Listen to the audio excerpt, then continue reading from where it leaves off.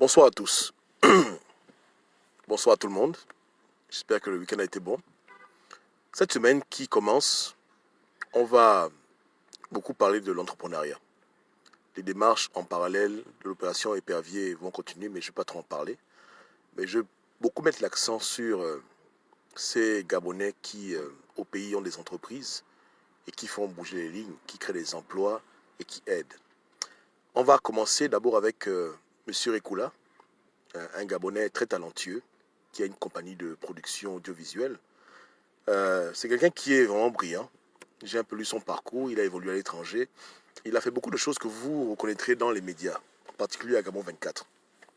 Mais il se fait que au Gabon, on a un problème.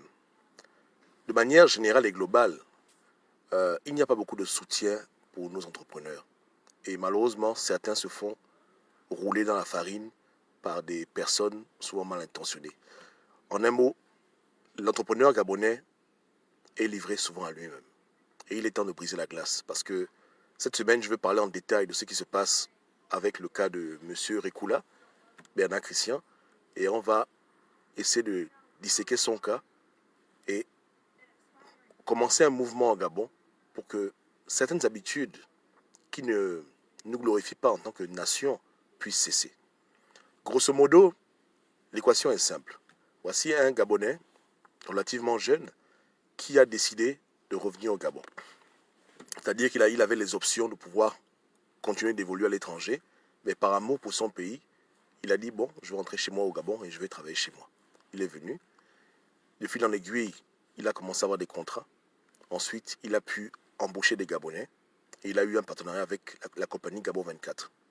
Malheureusement, à l'heure où je vous parle, ces contrats ne sont pas respectés. C'est-à-dire qu'il n'a pas pu recevoir les sommes qui lui étaient promises selon ces contrats. Conclusion, il est dans l'obligation de limiter le staff, de laisser des Gabonais à la maison sans être payés. Et au fur et à mesure que le temps passe, les problèmes s'accumulent. Donc, sa compagnie qui commençait à émerger, à prendre forme, à grandir et à aider les Gabonais, parce que c'est ça le plus important. C'est-à-dire qu'il a un impact positif dans la vie des Gabonais. Il a créé de l'emploi, il paye ses impôts. Aujourd'hui, à cause de certaines habitudes que je déplore, comme le non-respect des paiements des contracteurs, des compagnies, aujourd'hui, il y a des Gabonais qui sont chez eux et qui ne peuvent pas être payés, alors que ce qu'ils ont tous fait ensemble, sa compagnie a fait des choses exceptionnelles, des documentaires, des spots publicitaires, des choses qui sont bonnes pour le Gabon, qui amènent dans notre pays l'excellence et la beauté. Donc, on va parler de son cas en détail, mais on parlera aussi de tous les entrepreneurs au Gabon qui essayent, par amour du pays, de faire des choses différentes pour que le Gabon soit rehaussé, mais qui malheureusement sur le chemin trouvent des obstacles qui sont très très durs à surmonter, parce que souvent ce sont des gens puissants qui se mettent debout, qui sabotent tout, consciemment ou inconsciemment, ou qui laissent simplement leur ego, leurs anciennes habitudes de l'époque précoloniale prendre le dessus dans les affaires, et ça fait qu'aujourd'hui, beaucoup de gens n'arrivent pas à décoller. Donc nous, on veut que de telles personnes puissent aller de l'avant. Le travail est simple. Dans un business, il y a des contrats, et je pense que les contrats doivent être respectés. On ne devrait pas être là en train de se chamailler avec des gens. Quand on a signé un contrat, le contrat doit être respecté. C'est important.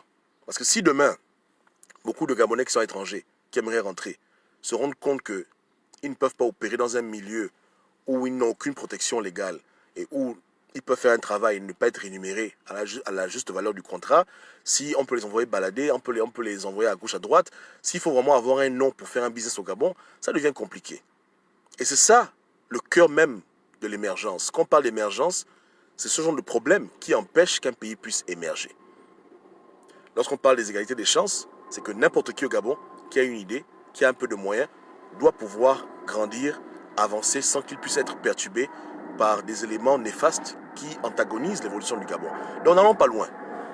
On parle d'émergence, on est tous d'accord, mais voici des exemples qui sont contre-productifs et qui vont à l'encontre de l'émergence qu'Ali Bongo a voulu pour le Gabon. Et là, Ali Bongo n'y est pour rien.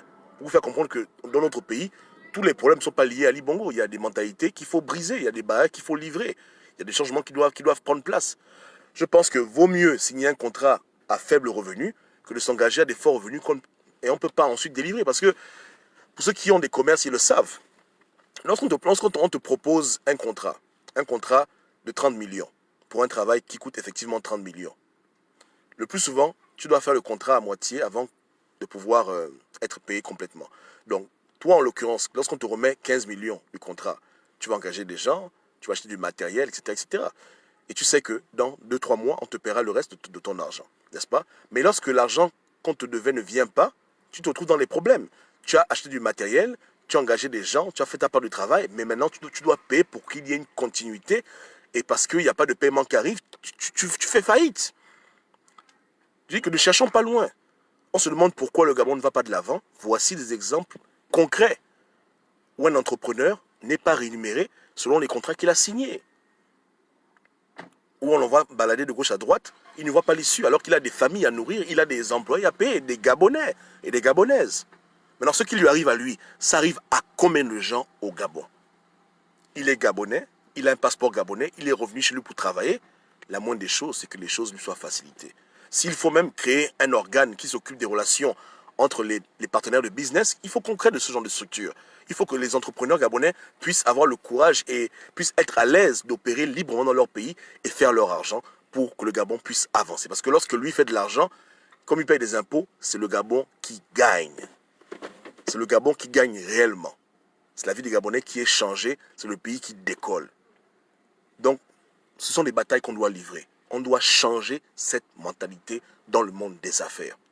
Et on prend le cas de M. Rekula en premier pour illustrer un peu ce qui se passe dans les détails et pourquoi beaucoup d'entrepreneurs font faillite ou bien décident simplement de prendre leur bagage et d'aller développer un pays étranger, laissant leur pays natal, le Gabon, parce qu'ils n'ont pas le moyen de pouvoir s'en sortir à cause de tout ce qu'il y a comme officieux, tout ce qu'il y a comme malversation, non-respect des contrats, toutes ces choses, ça étouffe.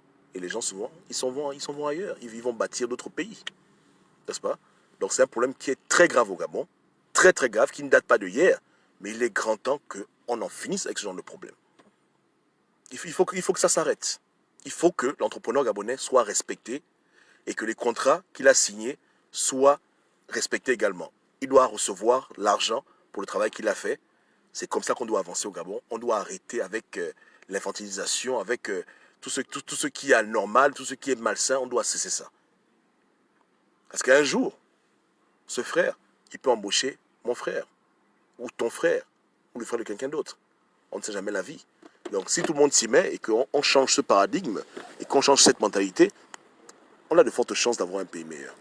Donc n'allons pas loin. Et on doit sensibiliser toutes les autorités compétentes pour leur faire savoir que ce genre de situation n'est pas normal. En 2020, il faut qu'on arrête. Il est gabonais, hein, il œuvre pour son pays. Il ne mérite pas de telles choses. C'est inadmissible. Inadmissible. Ouais, non? C'est inadmissible. On doit encourager l'excellence gabonaise. On doit encourager les entrepreneurs gabonais. On doit encourager ceux qui sont au pays et qui se battent. N'est-ce pas? Okay. Donc cette semaine, on va décortiquer son cas et on va essayer de voir ce qui est possible de faire. Donc, soyez de la partie, on y va.